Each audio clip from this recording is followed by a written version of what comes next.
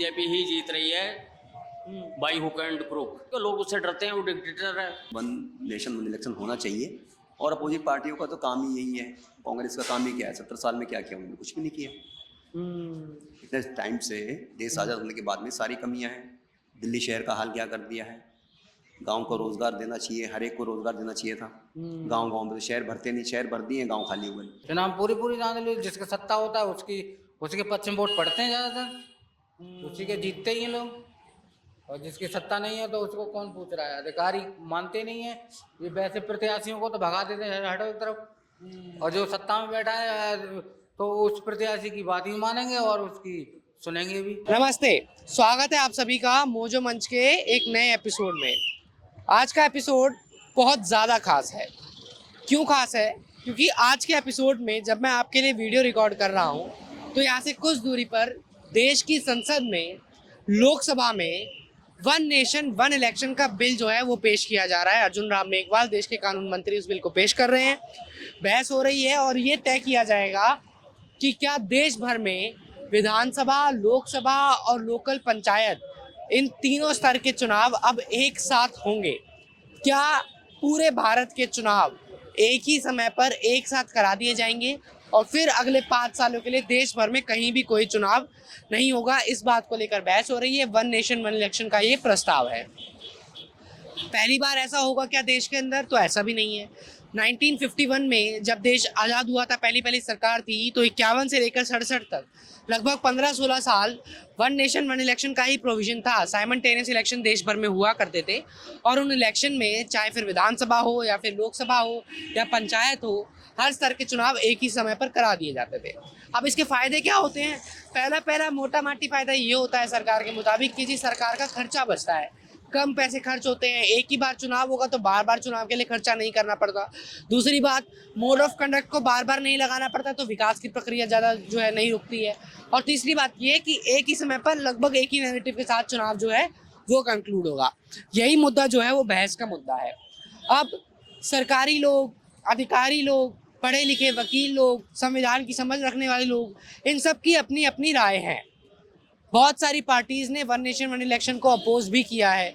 One nation one election में जो amendments किए जाने पड़ेंगे कॉन्स्टिट्यूशन के अंदर, उनको लेकर भी एक बहस है।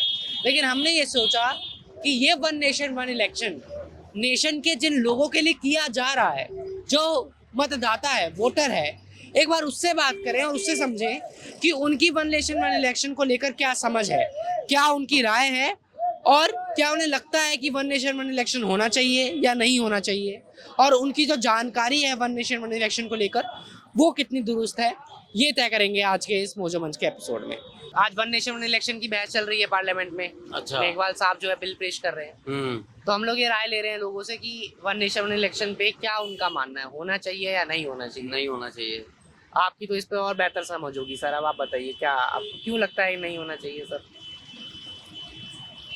क्योंकि उस दिन से ज़्यादा दिक्कत हो जाएगी। सारा लोग फ्री नहीं होते और एटमॉस्फेयर और उनके सोच या ऐसे जो प्रेशर बन जाएगा सारी पार्टीज का एक ही दिन में सारा वो। जैसे जो अपोजिशन पार्टीज हैं, मैंने देखा बहुत सारे अपोजिशन के नेता ये कह रहे हैं कि अगर वन नेशन वन इलेक्शन होता है तो इसका फायदा बीजेपी को होगा, क्योंकि फिर सारे देश में एक ही नैरेटिव चलेगा और बीजेपी फायदा उठा के चुनाव जीत जाएगी।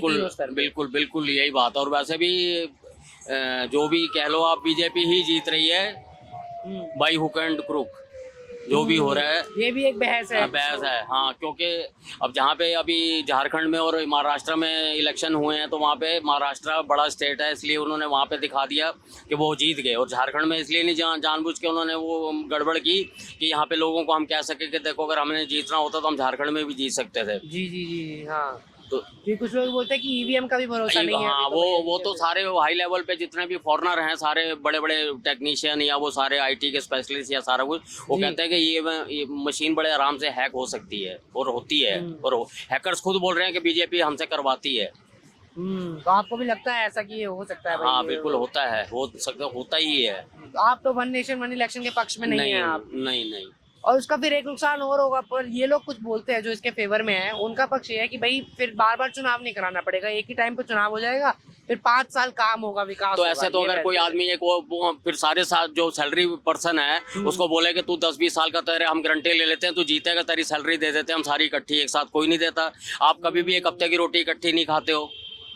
ये बात भी है, सही जो बात। बात धीरे धीरे स्टेप बाय स्टेप चलेगी ना, पेड़ को आपने आज उगाया वो एकदम से तो बड़ा होगा नहीं, धीरे धीरे बड़ा होगा, फिर उसके बाद फल लगेंगे। तो हर चीज़ की एक सिस्टम बना हुआ है। जब हमारा 70-80 साल से एक जब से फ्रीडम मिली है हमें, तो जब से आज तक सेम सिस्टम चल रहा है, तो उसको ये क्यों बिगाड़ रहे हैं? हर चीज़ को ये नाम बदल रहे हैं, हर चीज़ से ये वो मतलब अपनी छाप छोड़ना चाह रहे हैं।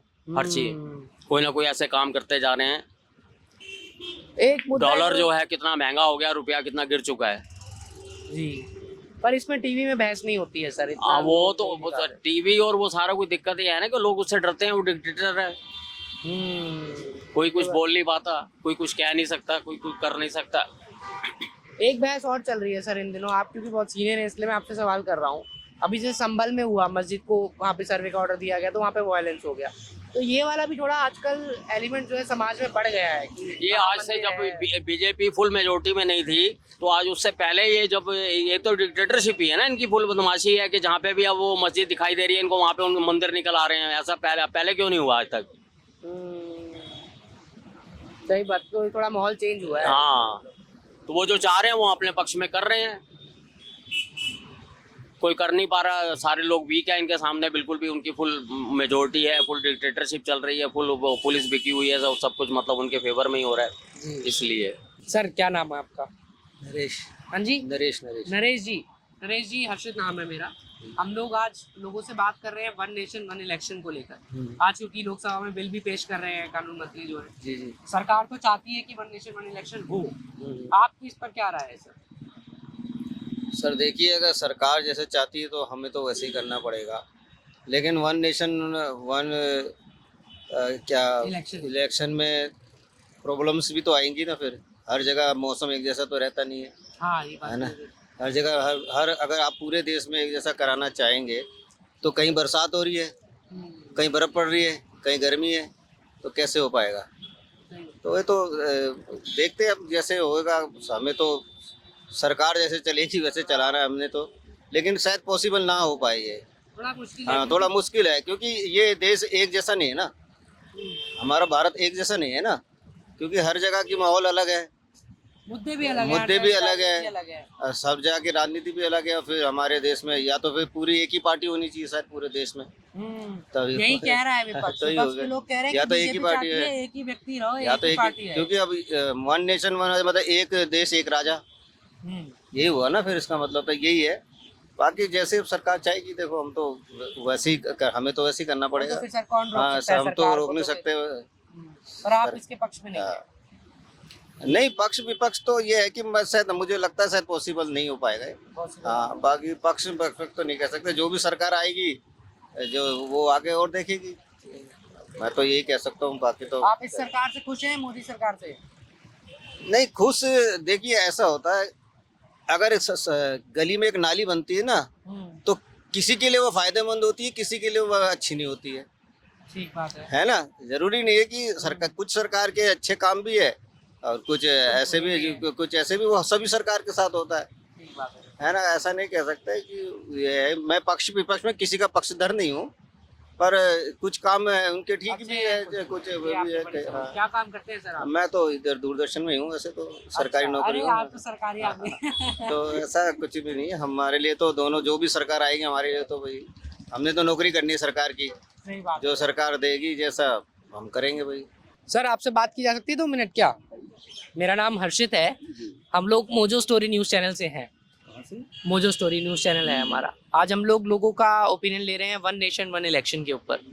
अभी गवर्नमेंट आज बिल पेश कर रही है लोकसभा के अंदर, तो गवर्नमेंट तो चाहती है कि वन नेशन वन इलेक्शन हो। आपका क्या राय है सर इस बिल्कुल मेरे सहमत हूँ आपकी बात से। पर? आपको लगता है होना चाहिए होना चाहिए वन नेशन वन इलेक्शन होना चाहिए, अगर सही लोग सामने आए तो। पर ऑपोजिशन पार्टी जो है सर, जैसे राहुल गांधी हो गए, ओवैसी साहब हो गए, ये लोग कह रहे हैं कि बीजेपी चाहती है कि एक साथ इलेक्शन करा दिया जाए देश भर में और फिर पूरे देश में यही लोग जीत जाएं, इसका फायदा बीजेपी को होगा, ऐसा ऑपोजिशन का कहना है। देखिए मैं तो किसी पार्टी से नहीं जुड़ा हूँ, सोशल वर्कर हूँ, लेकिन जो आप कह रहे हैं वो बात से सहमत हूँ कि वन नेशन वन इलेक्शन होना चाहिए। और अपोजिट पार्टियों का तो काम ही यही है। कांग्रेस का काम ही क्या है? 70 साल में क्या किया उन्होंने? कुछ भी नहीं किया। इतने टाइम से देश आज़ाद होने के बाद में सारी कमियां हैं। दिल्ली शहर का हाल क्या कर दिया है। गांव को रोजगार देना चाहिए, हर एक को रोजगार देना चाहिए था। गांव गांव में तो शहर भरते नहीं, शहर भर दिए, गांव खाली हो गए, गांव खाली कर ये दिए। तो सर आपने बहुत सही बात कही। तो पॉलिसी उनकी सही नहीं थी। आप खासकर क्या काम कांग्रेस करते हैं सर? मैं सोशल वर्कर हूँ। किस तरह का आप सोशल वर्क करते हैं मैं सर? कम्युनिटी सर्विस करता हूँ गरीब बच्चों के बीच में। अच्छा अच्छा। तो दिल्ली सरकार से वैसे आप खुश हैं जो दिल्ली में काम हुआ, क्योंकि दिल्ली में भी चुनाव आने वाला है? नहीं, बिल्कुल खुश नहीं। नहीं लगता है आप? नहीं, और मैं पॉलिटिकली जाना नहीं चाहता क्योंकि मैं समझ गया आपकी बात। पर वैसे आपसे अगर मैं एज ए सोशल वर्कर समझूं, क्योंकि देश की एजुकेशन पे बड़ा बात होती है और आपने बड़ी जरूरी बात कही कि भाई गांव में तो फैसिलिटी है ही नहीं, वही तो आपको क्या लगता है कितना स्कोप ऑफ इम्प्रूवमेंट है सर अभी एजुकेशन? मुझे तो लगता नहीं है कोई इम्प्रूवमेंट है। वही हुआ है जैसे पुराने मकान को बाहर से सजा दो ना, वो वही हुआ और कुछ नहीं हुआ। अंदर से सिस्टम सब बेकार है। हाँ, सब बेकार है, सिस्टम बेकार है। जी। मतलब मैं ये जो किया है इन्होंने कि बच्चों को पास कर देना, फेल नहीं करना, हाँ। इससे बच्चे बहुत लापरवाह हैं। बच्चों के बीच में मैं जाता हूँ तो मुझे लगता नहीं है कि एजुकेशन सिस्टम बेहतर हुआ, बल्कि और भी डल हुआ है पहले से बहुत ज़्यादा। बच्चों में वो चीज़ है ही नहीं। 9वीं के बच्चे को कुछ आता ही नहीं है। आप पढ़ा के देखो उसको। सरकारी स्कूल की बात कर रहा हूँ मैं। हाँ। ये सारा है। चलिए ठीक है सर, शुक्रिया हमसे बात करने के लिए। वन नेशन वन इलेक्शन पे मैं आपको कुछ फैक्ट्स यहाँ पर ज़रूर बताना चाहूँगा। कॉन्स्टिट्यूशनल अमेंडमेंट्स की बात भी की जा रही है और वो एक ऐसा पक्ष है जो बहुत ही सॉलिड है, क्योंकि देखिए अब कॉन्स्टिट्यूशनल अमेंडमेंट करने के लिए, यानी कि संविधान में कोई संशोधन करने के लिए आपको स्पेशल मेजॉरिटी चाहिए होती है संसद के अंदर।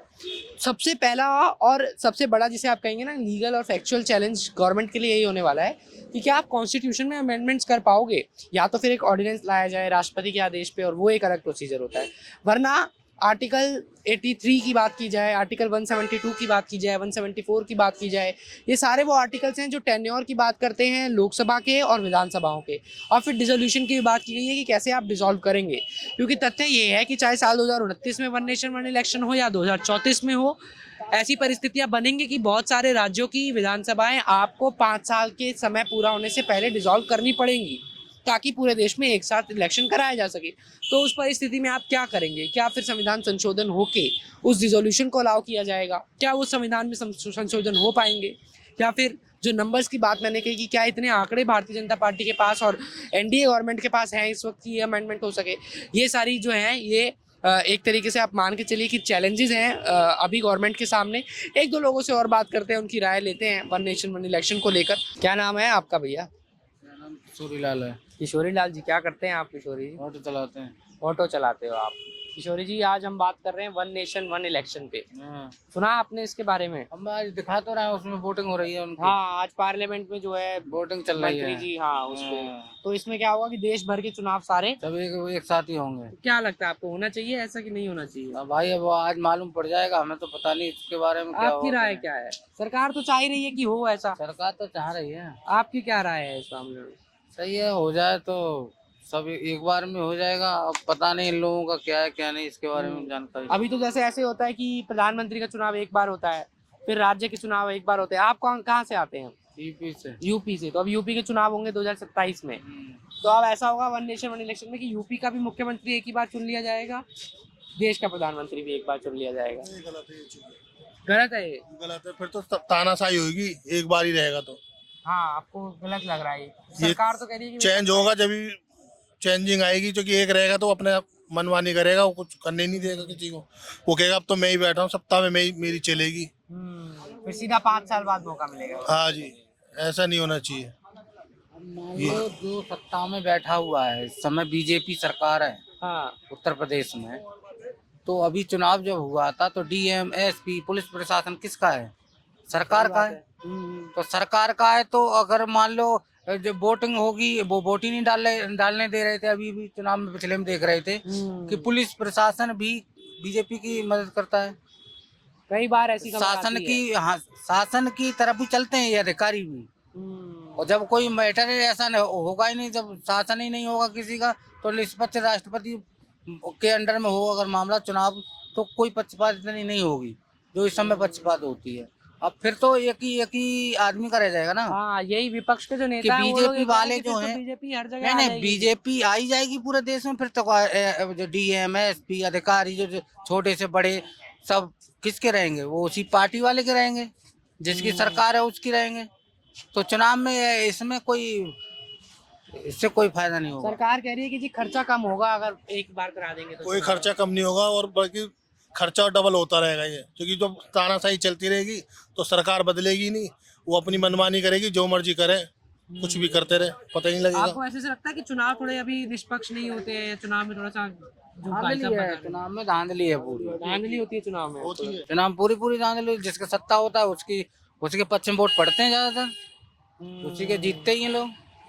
और जिसकी सत्ता नहीं है तो उसको कौन पूछ रहा है? अधिकारी मानते नहीं है, ये वैसे प्रत्याशियों को तो भगा देते हैं हटो एक तरफ। और जो सत्ता में बैठा है तो उस प्रत्याशी की बात ही मानेंगे और उसकी सुनेंगे भी। जो सत्ता पार्टी वाला बैठा है और क्या, ये होता ही है, हो रहा है। और यूपी में भी ऐसा हुआ, संभल में इस बार हुआ था संभल कि में क्या, बहुत सारी जगह होता है, हर जिले में होता है और हर एक ब्लॉक स्तर पर कहीं भी चले जाओ। आपके हिसाब से नहीं होना चाहिए ना। ये बेकार है सब। हाँ, चलिए भाई साहब का कहना है कि ये सब बेकार है।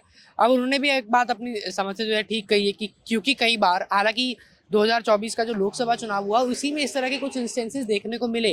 लोगों ने शिकायत करी कि जी पुलिस ने वोट नहीं डालने दिया। हम संभल गए थे, हमने आपको ग्राउंड रिपोर्ट दिखाई, लोगों से बात किया तो लोगों ने ये शिकायत कैमरे पर भी करी कि पुलिस ने जानबूझकर भगा दिया, वोटर ID कार्ड छीन लिए, हम वोट ही नहीं डाल पाए। तो इस तरह की चीज़ें हुई। ये वो पॉइंट है जो विपक्ष रख रहा है कि अगर मान लीजिए उदाहरण के तौर पर एक ही साथ चुनाव हो रहे हैं तो यूपी के मुख्यमंत्री के चुनाव एक साथ होंगे, प्रधानमंत्री का चुनाव एक साथ होगा और पंचायत का एक साथ चुनाव होगा। तो जो बड़ी पार्टी है, जैसे बीजेपी बड़ी पार्टी है, कांग्रेस भी एक बड़ी पार्टी है, लेकिन कांग्रेस जो है अभी बहुत सारे राज्यों में सत्ता में नहीं है। तो बड़ी पार्टियों के पास ये मौका होगा कि वो तीनों स्तर के चुनाव के लिए एक ही नैरेटिव सेट कर सकती हैं। और जो छोटी पार्टियां हैं, रीजनल पार्टीज हैं, जो शायद पंचायत चुनाव भी लड़ती हैं या विधानसभाओं के चुनाव लड़ती हैं, उनको कहीं ना कहीं नुकसान होगा उसमें। और ये बात तथ्य भी है क्योंकि जो बड़ी पार्टी है उसके पास बड़े फंड्स हैं, बड़े रिसोर्सेज हैं, तो वो तीनों चुनाव को शायद एक साथ मैनेज कर पाए, एक नैरेटिव सेट कर पाए। लेकिन जो छोटी पार्टी है उसको इस चीज़ में दिक्कत आएगी। अब यहाँ पर फैसला करना होता है हमारे वोटर को, क्या वोटर डिफ्रेंशिएट करेगा? अमूमन तौर पे ऐसा देखा जा रहा है। अगर मैं दिल्ली की ही बात करूं तो दिल्ली में लोकसभा के अंदर 7 की 7 सीट बीजेपी ने जीती, लेकिन आप देखें यहाँ पर तो विधानसभा में 62 सीटें आम आदमी पार्टी के पास है। पंचायत के अंदर भी जो MCD के चुनाव हुए वो भी आम आदमी पार्टी ने इस बार जीते। और अब जो चुनाव होने जा रहा है 2025 फरवरी में, क्या उसमें बीजेपी को वोट मिलता है या आम आदमी पार्टी आती है या कांग्रेस आती है, ये देखने वाली बात होगी। तो वोटर की अभी यहाँ पर जो सुधी है, समझदारी है, वो भी प्ले में आती है। आपकी इस पर क्या राय है, आप हमें कमेंट करके ज़रूर बताइएगा। मोजो मंच के आज के इस एपिसोड में हम इतनी ही बात करेंगे। हमने आपको कुछ फैक्ट्स बताए वन नेशन वन इलेक्शन के बारे में। आपके मन में कोई शंका वन नेशन वन इलेक्शन को लेकर हो तो आप हमारे चैनल पर जाकर ये वीडियो ज़रूर देखिए। इसमें हमने वन नेशन वन इलेक्शन को लेकर लगभग सारी आपकी दुविधाओं का हल बताया हुआ है। कैमरा पर्सन मदन लाल के साथ मोजो स्टोरी के लिए हर्षद शर्मा।